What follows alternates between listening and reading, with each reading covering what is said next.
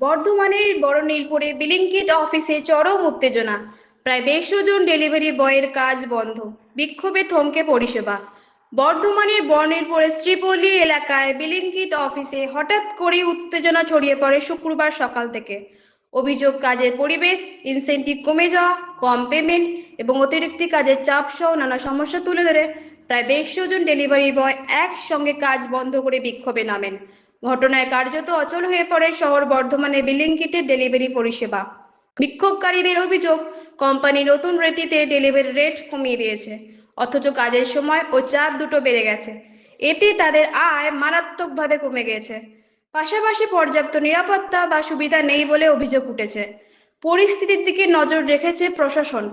Delivery বয়দের দাবি না মানা হলে আগামী দিনে বৃহত্তর আন্দোলনের ইঙ্গিত দিয়েছেন কর্মীরা।